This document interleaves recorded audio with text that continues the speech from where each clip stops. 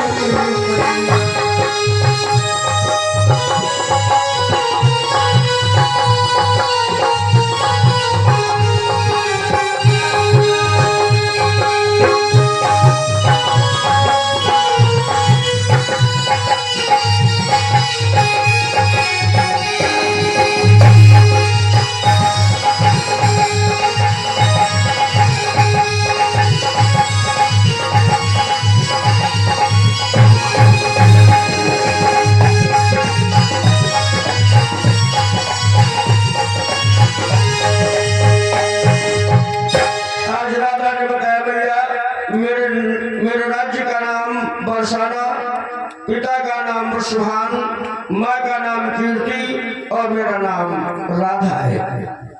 आज मैया यशोदा ने राधा को माखन मिश्री दी, राधा ने माखन मिश्री पान की और मैया ने कहा, कन्हैया जाओ राधा को महल पर छोड़ करके आओ। राधा ने कहा नहीं भैया, मैं स्वयं चली जाऊंगी। एक बात ये कहकर आए थे अपनी माँ को सारा परिचय दे दूंगा, लेकिन यहाँ पर असत्य बोल गए। और अगर इन्होंने जाकर हमारी माँ से कुछ कह दिया तो हमारी भैया तो मुझे बहुत पीटेगी, मैं स्वयं चली जाऊंगी। आज राधा चल करके अपने महल को पहुंची। धीरे धीरे कुछ समय व्यतीत हुआ। एक बार की बात है, पुनः राधा और कन्हैया का मिलन हुआ। तो राधा ने कन्हैया की बंसुरी देखी और कन्हैया ने राधा का माला देखा कि मैंने कान्हा की बंसी लखी और मेरो लखो मुरलीधर माला।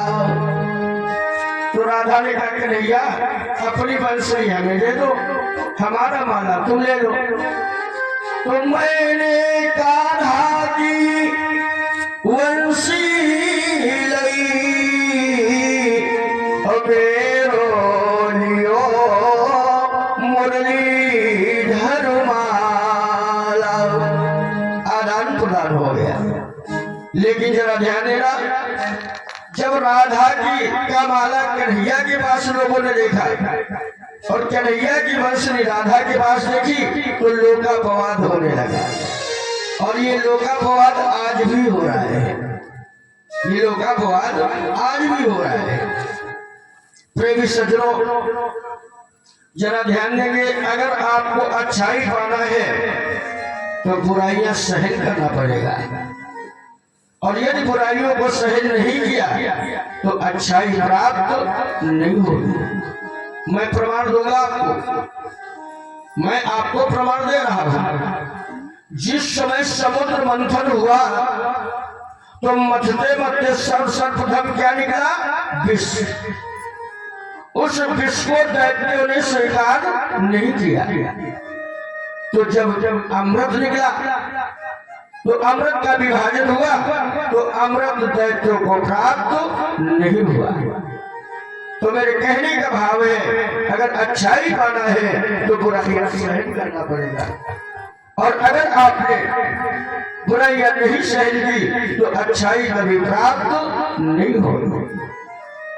आज जिस समय लोग अपवाद होने लगा तो राधा ने जाकर के कन्हैया के पास पहुंची और क्या, कन्हैया अपनी बंसी आप ले ले, मेरा माला मुझे दे दे।